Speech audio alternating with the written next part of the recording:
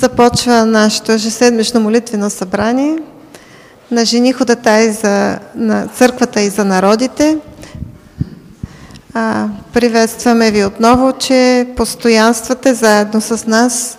Всички ние милеем за България, милеем за нашите градове, за нашите църкви, за нашите квартали и нашата задача е да се молим, да ходатайстваме денонощно, не само на молитвените събрания. Тук се обучаваме, половината от времето, знаете, минава в обучение за молитва и ходатайство и половината от времето е практична молитва, като тук получаваме идеи, теми и неща, за които Бог ни е говорил, и в къщи ние продължаваме да воюваме, да се молим и да се обучаваме по тия насоки. Вече една година и повече продължава молитвеното ни събрание. Поздравяваме и всички, които ни гледат по интернет и участват в тия молитви. Няма по-добро нещо от молитвата в единство и от съгласието между вярващите. И това е един белег, ако ходим в единство, това е сигурен белег, че ще успеем и Бог ще прибави още. Има интереси от други градове, от други молитвени групи, които искат да се молим в единство, искат да се обучават по нашите материали. Служението расте и ние вярваме, че Господ е Той, който слуша и отговаря на молитвите, защото в последните времена това е едно от най-важните неща, които трябва да правим. Миналия път започнахме седмата тема "Стражи на народите, които се молят на портите на времето", и минахме първата стража, която е от 6 до 9 часа сутринта. Това е първата стража на деня. Те са 4 стражи, след това ще минем 4 стражи на нощта. Всички са разделени по периоди от по 3 часа. Стражите на портите на града в Израел са били тези, които престояват 3 часа, нали, много пъти в писанието, както ще видите, през нощната стража, първата стража, четвъртата стража, през едни периоди от 3 часа, те са се сменяли и миналия път видяхме каква е функцията на стражите. Ние в духовния свят сме духовни молитвени стражи на града. Пазим, съобщаваме като има опасност и се молим. Завършихме темата с първата стража от деня от 6 до 9 сутринта и сега продължаваме с втората стража на деня. Това е от 9 до 12 часа и в тая стража от 9 до 12 е време да се молим за жетвата. Деяния 2 глава, 41 стих. И тъй тези, които приеха поучението, се кръстиха и в същия ден се прибавиха около 3000 души. Това, ако не е жетва, не знам какво е. В един момент се прибавиха 3000 души за жетвата. И няколко други неща, които ни препоръчват да се молим за научен технологичен напредък, за разпънат живот. Това е в Колосяни 3 глава, 5 стих, където пише: "Затова умъртвете земните си части, блудство, нечистота, страст, зложелание и сребролюбие", което е идолопоклонство. Значи за разпънат живот, става въпрос живот, в който плътта е разпъната. За простителност и изцеление на взаимоотношенията. Оттам започва всичко. Изцеление на взаимоотношенията става, когато ние живеем живот на простителност. И ето конкретни точки, по които да се молим. Помолете Господ да въздаде на силите на ада и наказание на всички, които са се заклели да пречат на развитието на царството. Псалом 149, 7.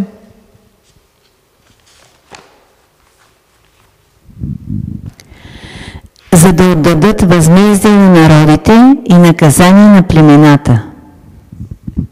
Става въпрос в Новия Завет силите на ада.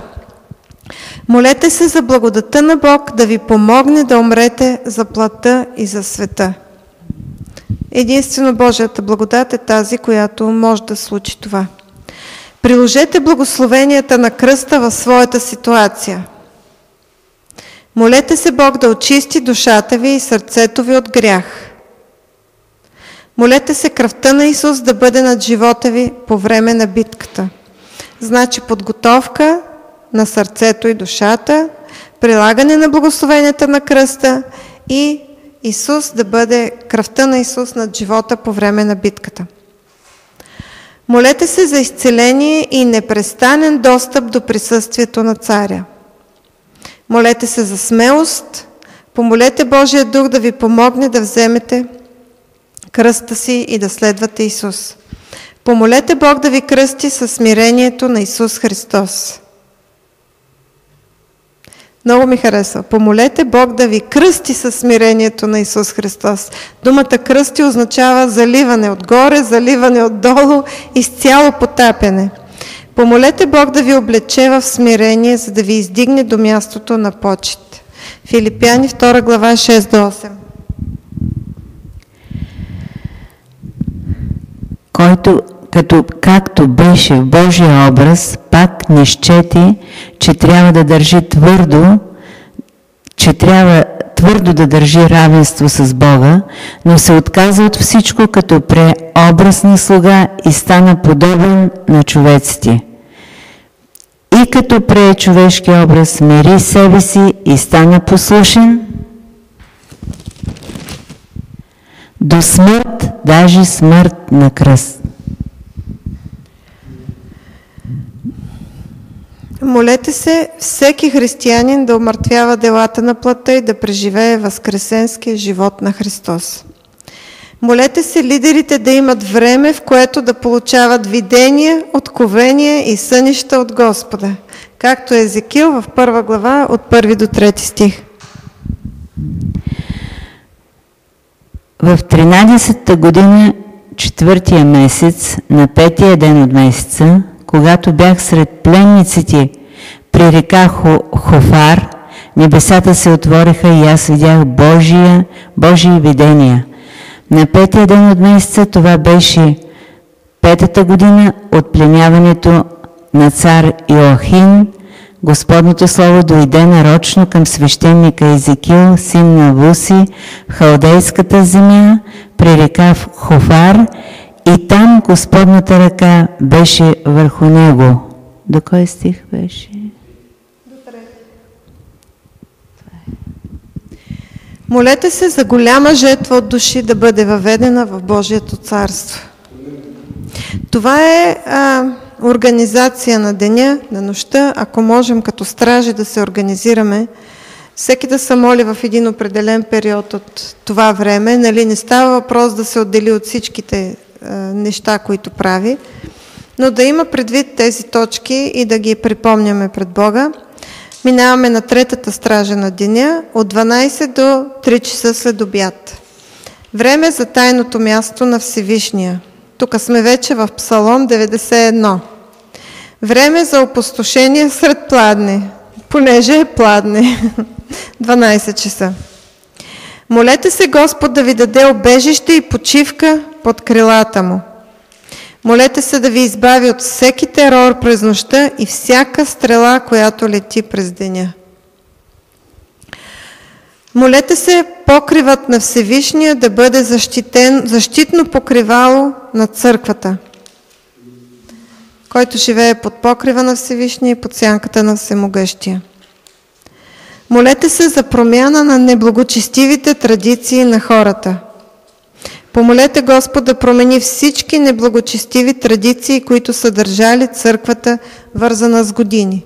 Да останат само традициите, които Господ е повелил, и традициите, които са добри.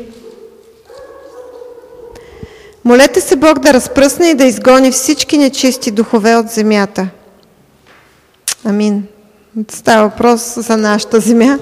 Захария 2 глава 4 стих, след това Исаия 8 глава 9 и 10.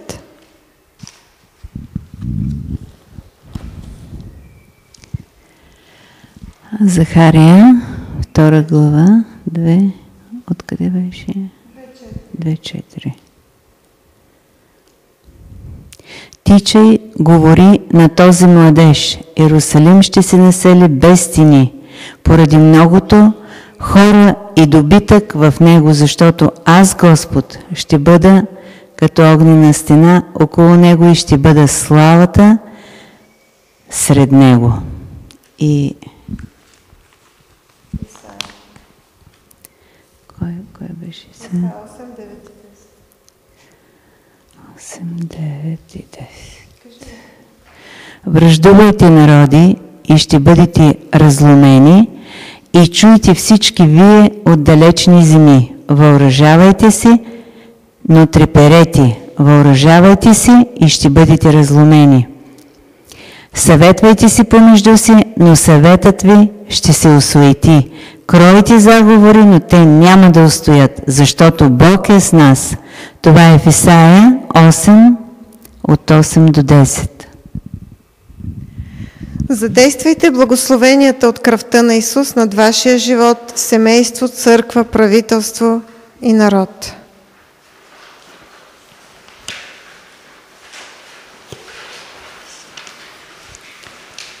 Следващото нещо по време на третата стража е: молете се Бог да конфронтира всеки човешки и духовен инструмент на сатанинско гонение в нашите народи. Много ценно. Господ да конфронтира всички тия инструменти на сатанинско гонение. Молете се всяко покривало или було, което е в резултат на влияние на идолопоклонството на народа ни, да бъде разкъсано. Ще прочетем Матей 27 от 51 до 53.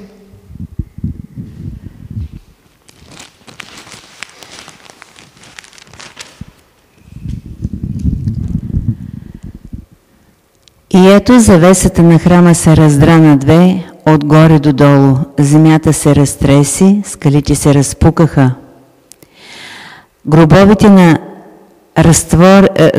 Гробовете се разтвориха и много тела на починали светии бяха възкресени, които, като излязоха от гробовете след неговото възкресение, влязоха в святия град и се явиха на мнозина. Амин.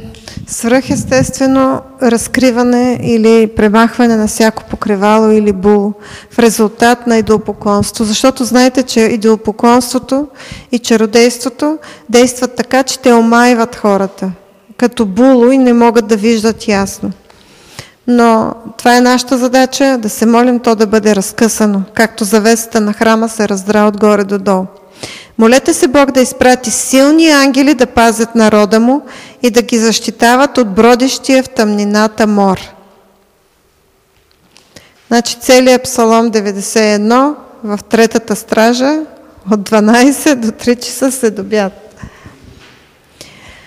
Молим се за цялостно опазване, нали? Ние го учихме това 24-часово опазване. Четвъртата стража на деня от 3 до 8 часа. За какво е време да се молим? До 6 след обяд, извинете. 18, да. Да преобразим историята, да обърнем гръб на греха, да премахнем булото и покривалото на тъмнината. Часът на завета, триумфираща сила и установяване на царството. Молете се Бог да изкупи духовното ни зрение от всичко, което ни заслепява, да не виждаме виденията от Бог. Деяния 10 глава от 3 до 12 стих. Вижте там кои са най-важните.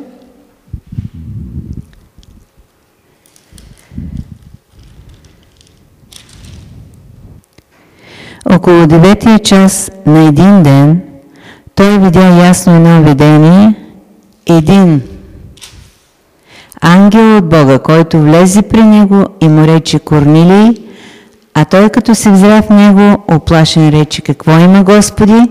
И ангелът му каза: твоите молитви, твоите милости възлязоха пред Бога за спомен.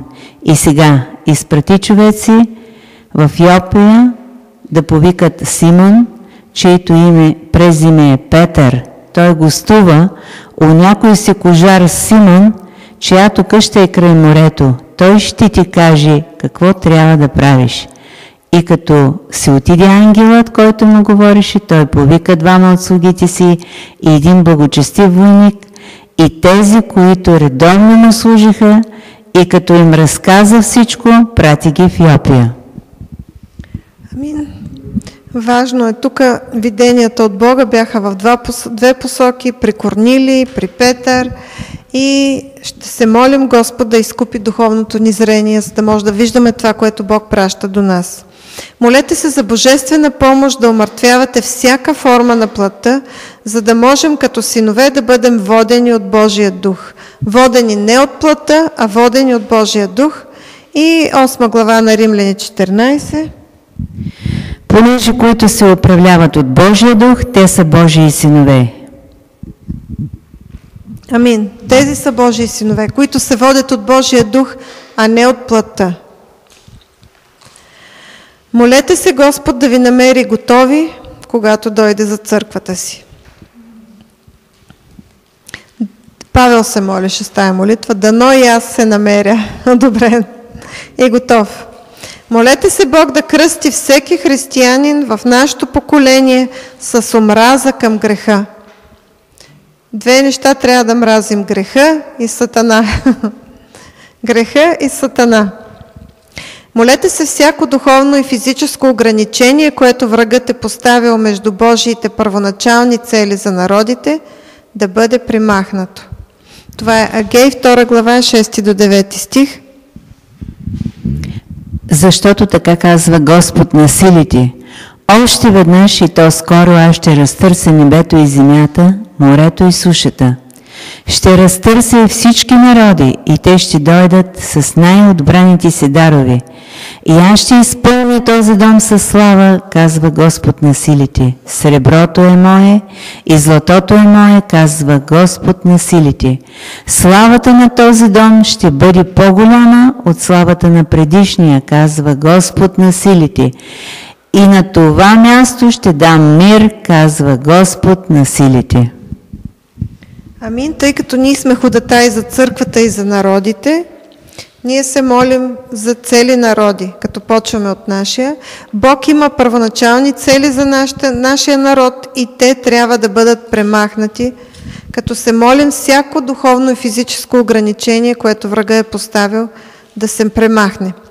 Молете се за освобождението на Господа да дойде върху правителствата, икономиките и различните структури на власт, включително и тези на вождове и традиционни управници. В Европа нямаме вождове, но имаме водачи по градове, по села, кметове, управници.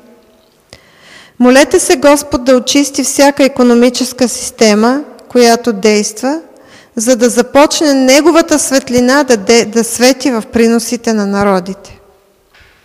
Нашата икономическа система в България има нужда да бъде много очистена за Господа, за да може да съдейства на светлината. Повечето от икономическите ни ресурси са заровени в земята. Молете се при споменаването на кръвта на Исус всички сатанински завети с гроба да бъдат унищожени и нашите източници да бъдат освободени за преуспяването на нашите народи. Исаия 28, 14 до 18. Затова слушайте Словото Господно, вие присмивачи, които господарувате над този народ в Иерусалим. Понеже сте казали, ние сключихме договор с смъртта и се съгласихме с Шиол. Когато всепоглъщащата беда минава, да не дойде до нас, защото си направихме лъжата пребежище и под измамата се скрихме. Затова така казва Господ Йова: ето полагам в Сион камък за основа, камък отбран, скъпоценен, краягълен, за твърда основа, който вярва в него, няма да се посрами. Амин. И другия стих пасаж от Матей 27 глава, ние го прочетохме добре. Знаеме дори от предания в България, че в древността, нали, са заравили съкровища и слагат върху тях някакво проклятие или някакъв завет. Чели сте за наши предания и легенди, да бъдат нещо като проклятие, което да пази това съкровище, никой да не го намери. Или ако някой друг го намери, еди какво си да се случи. Ние ще се молим през споменаването на кръвта на Исус всички сатанински завети с гроба да бъдат унищожени и източниците да бъдат освободени. Това става в молитва, нали? Когато трябва да се разчупят духовни завети и духовни връзки и проклятия. Това бяха 4-те стражи на деня и последната стража на деня завършва в 18 или 6 часа. Знаете, че еврейския ден започва от 6 часа вечерта на предния ден и завършва 6 часа вечерта на деня, в който сме. И по този начин е разделена и стражата на деня. Сега минаваме към стражата на нощта. Нощта започва от 6 часа след обяд и продължава първата стража до 9 часа след обяд или вечерта. Това е време за завети, за подновяване на завети, природата на агнето, смирение и осъждение над нечестивите. Време за хваление и поклонение на името на Господа с благодарение. И тъй като нашето събрание започна в 6 часа, като преминеме на молитва, ще започнем точно с това. Хваление, поклонение и благодарение. Извикайте към Господа. Станете в началото на стражите с благодарение на Господа. Молете се за живота на хората във вашия квартал, общност и народи. Тук ще прочетем плач на Еремия, 2 глава, 18 и 19 стих. Сърцето им вика към Господа, о стена на Сионовата дъщеря. Проливай потоци от сълзи денем и нощем, не си давай почивка, да не изсъхна зеницата на окото ти. Ставай, викай в нощта при първото поставяне на стражите, изливай сърцето си като вода пред лицето на Господа, издигай към Него ръцете си за живота на младенците си, които измират от глад по всички улици. Така, вие обърнахте внимание, че това е първата стража на нощта, нали? В плачът на Еремия. Покайте се пред Господа за своята невярност, да спазите условията на завета си с Господа. Помолете Господ да ви напомни, в случай, че сте забравили, за заветите, които сте сключили с Него. Помолете се за благодатта да бъдете верни на завета за напред. Ако искаш да бъдеш верен на завета към Господа, без да ползваш Неговата благодат, няма да стане. С наши сили и по плът не можем да изпълним завета, нито да спазим закона. Молете се за благодатта да се държите за завета на Господа. Господи, ние изпълняваме нашата част и със сигурност ще изпълниш своята част. Извикайте към Бога за децата си, които умират от глад. Прочетохме този стих в Еремия 2 глава, т.е. плач на Еремия. Помолете се за осъждението на Господа да падне над всеки дух на нечестие в земята. Прогласете свобода за потиснатите и наказание за нечестивите. Всички нечестиви планове на врага да бъдат провалени. И осъждаме всеки дух на нечестие в земята. Помолете се и парализирайте всички резултати от сатанинските пророци и свещеници в земята. Помолете се да дойде върху тях тъмнина. Върху нас светлина, върху тях тъмнина и объркване. Молете се нощта да покрие очите им, за да може виденията и изявленията им да останат безплодни. Молете се проливането на кръвта на Исус да изпрати истински свещеници и пророци на Господа в земята. На това трябваше много ентусиазирано амин да кажем. Молете се основите на правда и съд да заместят всички други основи на нечестие в нашите народи, семейства и други. Значи ще прочетем Второзаконие 32 глава, 22 стих.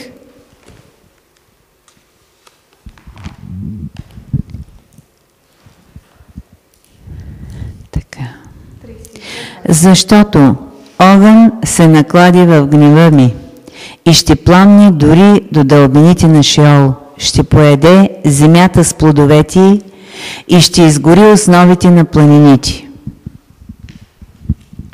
Следващото писание е 1 Коринтияни, 3 глава, от 10 до 15 стих.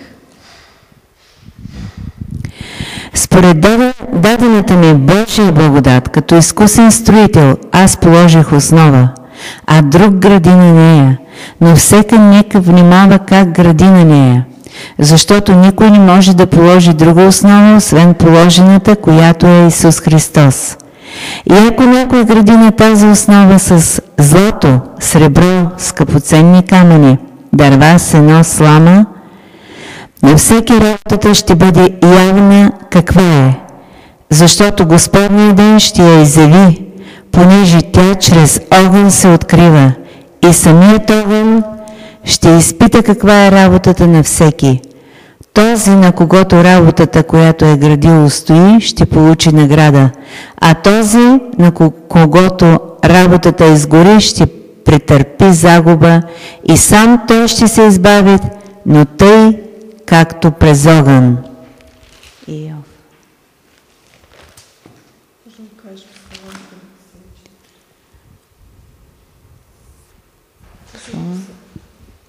Не, това е Йов. Йов 5, 11, 27, нали така? Или не? Псалом 94.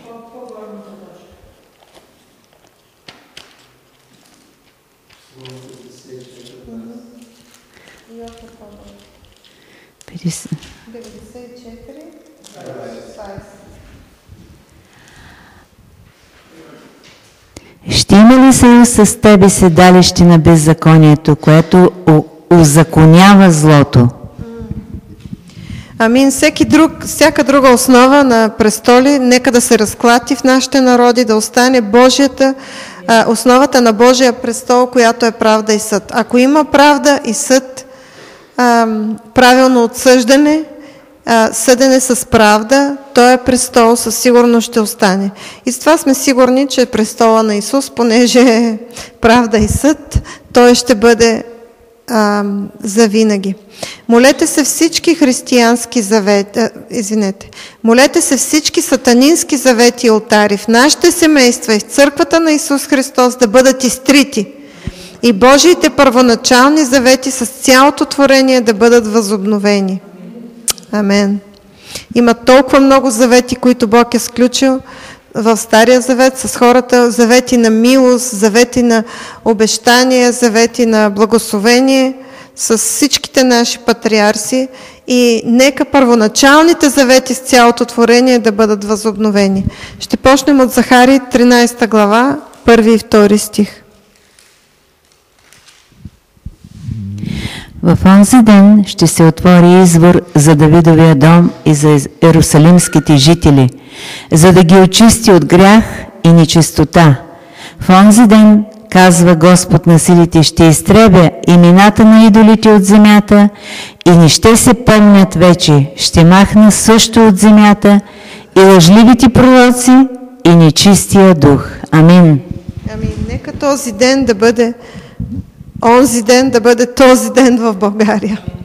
Осия 2 глава, 18 стих и чак тогава е Йов, 5 глава. Йов е дълъг пасаж, няма сега да го четем, но Осия 2 глава, 18 стих ще прочетем за заветите.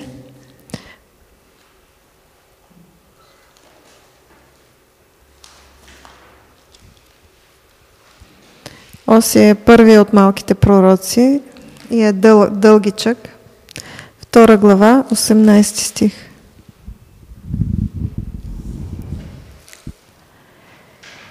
В онзи ден ще сключа завет заради тях с полските зверове, с небесните птици и с земните влечуги. И като изтребя лък и меч и война от земята, ще ги населя в безопасност. Супер!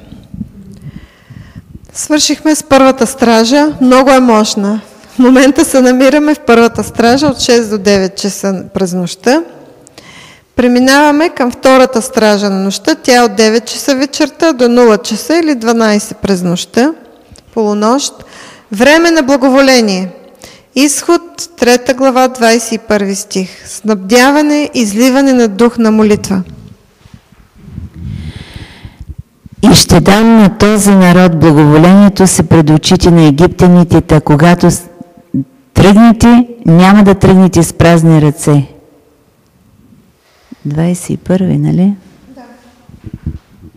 Става въпрос за благоволение. Молете се за благоволение от Господа да ви заобикаля като щит по всяко време. В 5 псалом, последния стих 12, защото ти, Господи, ще благословиш праведния, ще го заобиколиш с благоволение като с щит. Благоволението е щит. Молете се Бог да ограби всичките ви потисници и да ви освободи от гнет, така че в дома ви да не липсва нищо добро и да не пропуснете часа на благоволението, когато дойде. Молете се дните ви на скръб да свършат. Амин.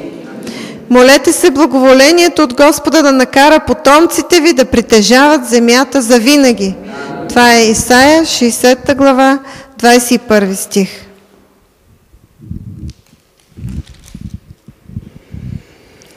Тогава всички твои люди ще бъдат праведни. Земята ще им бъде вечно наследство. Те са клонче, което аз съм посадил, дело на моите ръце, за да се прославям. Алелуя! Молете се всичко, което трябва да дойде в църквата на живия Бог, сега да бъде освободено. Молете се Бог да опази църквата от религиозно насилие в нашите народи. Деяния 12 глава, виж кои стихове от 27. Да, 21, аз наобратно прочетах, от 27 до 39, виж кои. И когато 7 дни бяха насвършвани, иудеите от Азия, като го видяха в храма, възбудиха целия народ, сложиха ръце на него и викаха: О, израелтяни, помагайте! Това е човекът, който навсякъде учи всички против народа ни, против закона и против това място. А освен това въведе и гърци в храма и оскверни това свято място. Защото преди това бяха видели с него в града ефесяни на Трофим и мислеха, че Павел го е въвел храма. И целият народ се развълнува и людите се стекоха и като уловиха Павел, излякаха го вън от храма и веднага се затвориха вратите. Това го наричат религиозно насилие. Какво насилие? То тероризъм.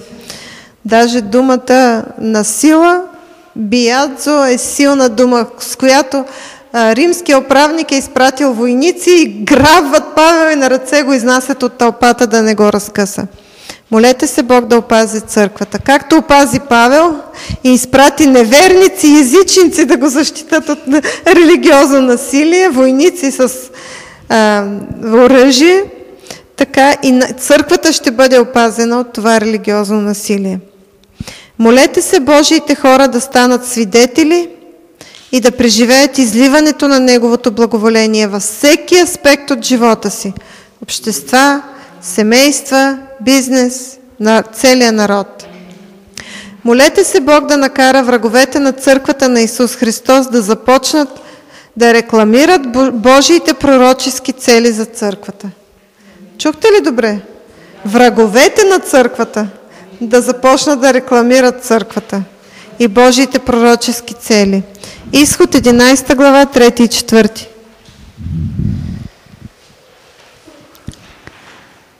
И Господ Бог бе дал на народа да придобие благоволението на египтяните. При това Моисей беше станал твърди уважаван човек в египетската земя, сред фараоновите слуги и сред народа. Моисей каза на фараон: така говори Господ, около полунощ аз ще мина през Египет и всеки първороден и така нататък.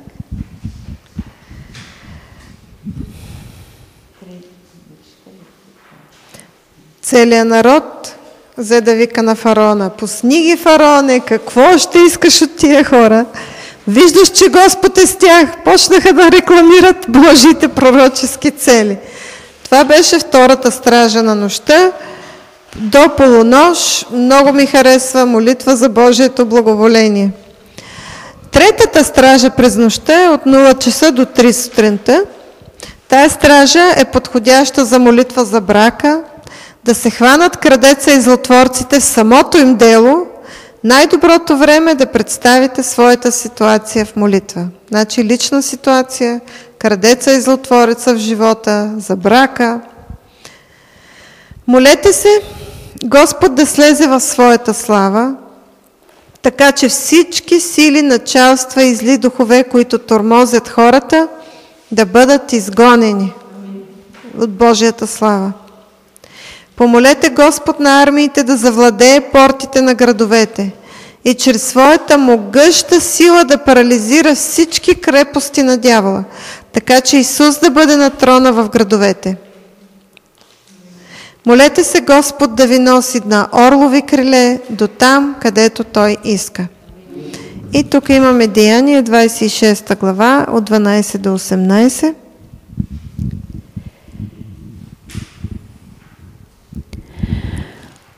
По която работа, когато пътувах за Дамаск с власт и поръка от главните свещеници, по плавно царю видях на пътя светлина от небето, която надминаваше слънчевия блясък и осия и мен, и тези, които пътуваха с мен.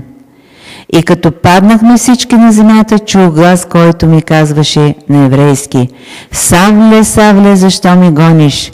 Мъчно ти е да риташ срещу ръжен. И аз казах: Кой си ти, Господи? А Господ рече: Аз съм Исус, когото ти гониш. Но стани и се изправи на нозете си, понеже за това ти се явих, да те назнача служител и свидетел на това, което си видял, и на онова, което ще те открия, като те избавям от юдейския народ и от езичниците, между които те пращам, да им отвориш очите, за да се обърнат от тъмнината към светлината и от властта на Сатана към Бога, и да приемат опрощение на греховете си и наследство между осветените чрез вяра в мене. Амин. И виждаме, че Господ наистина носи Павел на орлови криле. Там, където иска, той стигна всички дестинации, където Бог беше го пратил.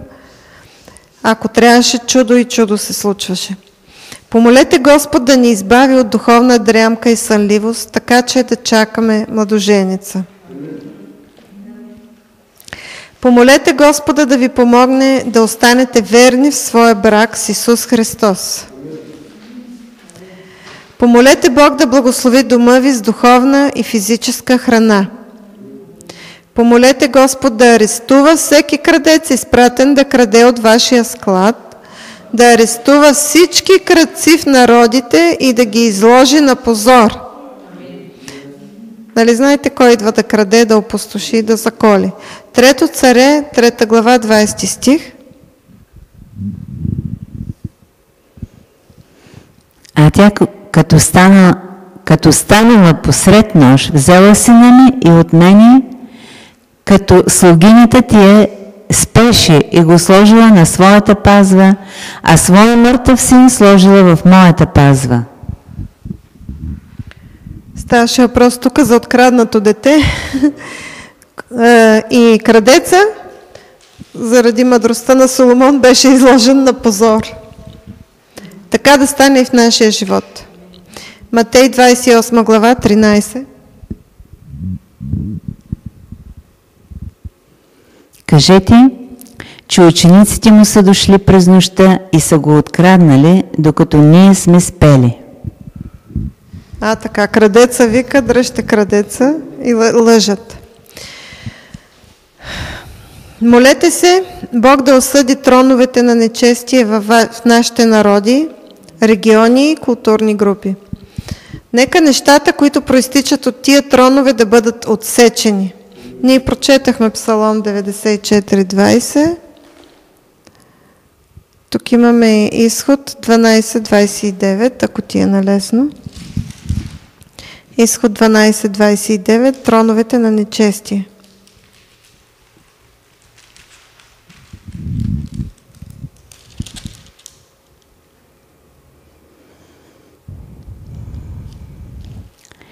И посред нощ Господ порази всяко първородно в египетската земя, от първородния на фараон, който седеше на престола си, до първородния на пленника, който бе в затвора, както и всяко първородно от добитъка.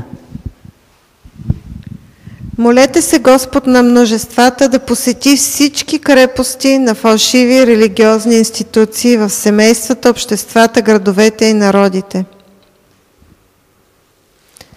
Всички крепости, не само да ги посети, ами и да ги събори. Исаия 29 глава, 6 стих. Господ на силите ще дойде с гръм, с трус и с голям шум, с буря и вихрушка и с поглъщащ огнен пламък. Защо ще дойде? Да разтърси фалшивите религиозни институции. Молете се Бог да освети духовните ни очи и да ни даде достъп до духовните порти, издигнати от града в земята. Амин. Молете се Бог да язди на бърз облак в нашите народи, за да стопи сърцето на всички сатанински крепости. Исаия 19 глава 1. Ще те превъзнасям, Боже мой, царю мой, и ще благославим Твоето име от века и до века. Амин. Молете се и поискайте от Бог да събуди църквата от сън. Господ, помолете го да обучи ръцете ни за война и пръстите ни да се бият. Точно това е стиха в Псалом 144. И последната стража на нощта е четвъртата стража на нощта, само че няма да можем да завършим днес, тъй като 4 странички се изпълниха. Тая глава е дълга, има и трета част. Тази стража е перфектното време, значи от 3 часа до 6 сутринта. 3 през нощта до 6 сутринта. Перфектното време за молитва за освобождение и възкресение. Има доста стихове. Кой си намерила, Мими? Битие 19:15. Когато се зазори, ангелите започнаха да подканят Лот, казвайки: стани, вземи жена си и 2 си дъщери, които са тук, за да не погинеш при наказанието на този град. И в Изход 14:24.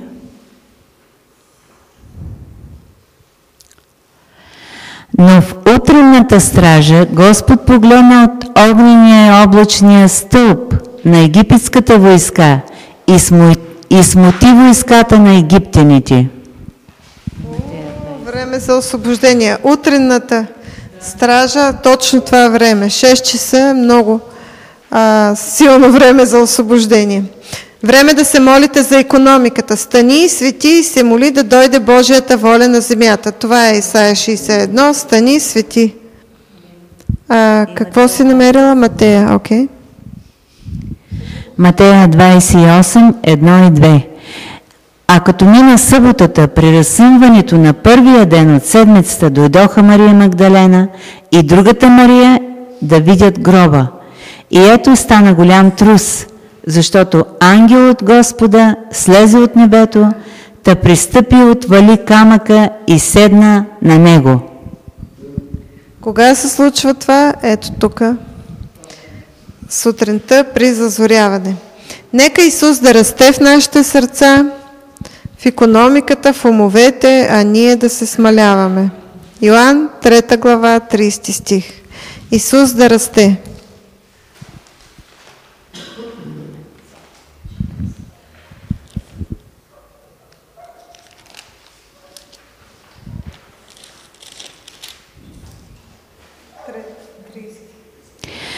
Той трябва да расте, а пък аз да се смалявам.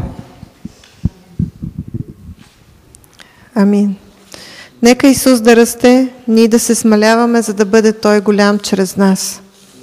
И да му дадем пълно право да бъде Господар и да бъде Неговата воля, ние да бъдем както е Той в този свят, чрез Него. Справихме се. Браво на Мими, толкова много стихове, вау, направо геройски, но имаме насоки за молитва. Молитвата за България. Съм включила всичките тия неща. Ще започнем с благодарение, хваление и поклонение. Избрала съм молитвата на цар Навуходоносор, който направи невероятно хваление 2 пъти в живота си към Бога и можем да използваме неговата молитва. От Данаил от 4 глава. След това да издигнем Исус като цар и господар, нали, за това си говорихме. Той каза: и когато аз бъда издигнат от земята, ще привлека всички при себе си. Трето място, да извикаме към Господа, да станем да се молим за живота на хората в квартала, града и народа, и съм написала няколко подточки. Четвърто, да се молим дните на скръб да свършат. Да дойдат дни на радост, благоволение, свобода във всеки аспект на живота ни. Враговете на църквата да почнат да рекламират Божиите пророчески цели за църквата. Амин. Тези, които ни гледат, Бог да бъде с вас. Молете се в съгласие. Пред Божия трон ние се събираме дух с дух и там сме заедно. Не ни разделя нито пространство, нито време. Нека да се молим обединено, защото България ни чака. Бог да ви благослови, Бог да благослови България. Амин.